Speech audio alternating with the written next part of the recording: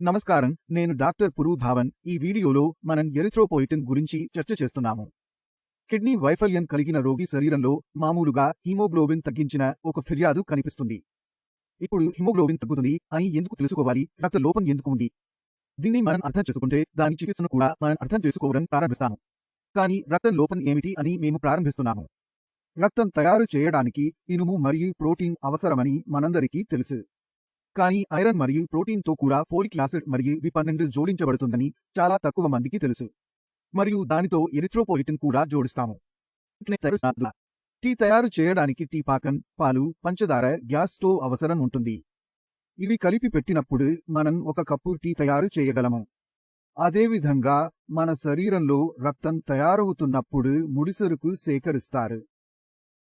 అప్పుడు మన మూత్రపిండాలు విడుదల చేసే ఎరిథ్రోపోయిటిన్ అనే హార్మోన్ ఉంటుంది. ఇది కిడ్నీలో ఉంది. అది వచ్చి అన్ని రకాల వస్తువులను కలిపి మన రక్తం తయారవుతుంది. కాబట్టి మూత్రపిండాలు వైఫల్యం ఉన్న రోగికి మూత్రపిండాలు పాటున్నాయి అని అర్థం. ఇప్పుడు కిడ్నీ ఫెయిల్యూర్ కారణంగా రక్తం కూడా కసిగా మారుతుంది. క్రియాటినిన్ నల్లగా ఉంది. మరియు ఈ ఎరిథ్రోపోయిటిన్ హార్మోన్ వస్తున్నట్లు కనిపిస్తుంది లేదా తక్కువగా వస్తుంది. శరీరంలో అన్నివి ఉన్నాయి. ప్రోటీన్, ఐరన్, ఫోలిక్ యాసిడ్ మరియు బి12 కూడా ఉన్నాయి. అంతా జరిగిపోతుంది. కానీ ఎప్పటికీ రక్తం తయారు కావడం లేదు. కాబట్టి ఈ లోపాన్ని పూర్తి చేయడానికి మాకు ఒకే ఒక విధంగా ఉంది. శరీరంలో తయారు చేయబడని మూత్రపిండాలు తయారు చేసే హార్మోన్ బయటి నుంచి శరీరంలో వేసుకుంటాం. దీనిలో మా శరీరంలో రక్తం తయారవడం ప్రారంభమవుతుంది. కానీ దీనిలో కూడా సమస్య ఉంది. మన మూత్రపిండాలు ఉన్నప్పుడు అవి 24 గంటలు తయారవుతున్నాయి. అవసరం కనుగొన్నంత తగ్గిస్తుంది. బయటి నుంచి తీసుకున్నప్పుడు అది జరగదు. మేము 1 వారంలో తీసుకోవాలి. మరుక్షణంలో దాని పరిమాణం తగ్గుతుంది లేదా పెరుగుతుంది. చాలా వరకు ఇది తక్కువే. కానీ మేము ఈ సమస్యను చూడగలము. హిమోగ్లోబిన్ పెరగడం మొదలవుతుంది. కానీ దాన్ని స్థిరంగా ఉంచడం చాలా కష్టం. ఇంజెక్షన్ సహాయంతో మాత్రమే దీనిని నిర్వహించడం సాధ్యం.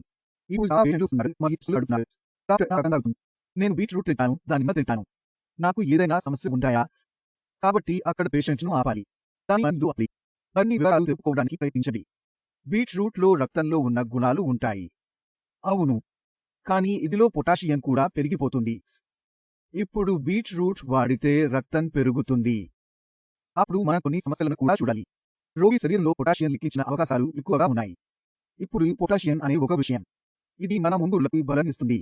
అసుమారుగా రోగి బీట్రూట్ పెరిగినట్లు తింటే రక్తం పెరగడానికి. కాబట్టి దాని పక్వాన్ని మనం చూస్తాము. అతని శరీరంలో పొటాషియం కూడా పెరిగింది. పొటాషియం 7వ స్థాయి దాటితే అప్పుడు రోగికి హృదయాఘాతం కూడా జరగవచ్చు. అందుకే కిడ్నీ నిండిన రోగికి రక్తం తగ్గించడం వల్ల ప్రయోజనం కాదు. బీట్రూట్ మరియు దానిమ్మతో పూర్తి చేసుకోండి. ఒక్కటే చేయకూడదు. మీరు నిజంగా ఒక వైద్యుడి సహాయం అవసరం అవుతుంది. మీరు ఒకసారి ఎరిథ్రోపోయిటిన్ తీసుకోవాలి. ఆ తర్వాత కొంత అభావం ఉంటుంది. ఇతర ఆహార పదార్థాలతో దీన్ని పూర్తి చేయవచ్చు. కానీ మొదటిగా మనం ఎరిథ్రోపోయిటిన్ పూర్తి చేయాలి. ఈ వీడియో ద్వారా మీకు అర్థమవుతుందని ఆశిస్తున్నాను. మూత్రపిండాలు నిండిన రోగికి ఎరిథ్రోపోయిటిన్ ఎందుకు ముఖ్యమైనది? ఆ ఉంది. మరి దాని కొరతను ఎలా తీర్చాలి? ఇప్పుడు మీకు ఏవైనా సందేహం ఉంటే, మీకు ఏదైనా రకం ఉంటే డాక్టరు లభిస్తున్నారు. నేను అందుబాటులో ఉన్నాను. ఈ నాకు సింహప్రదర్శనం. దీనితో పాటు ఈ రోజు నేను మీరు కూడా ముందుకు వెళ్ళగలరు. అందువల్ల వీడుకోలు.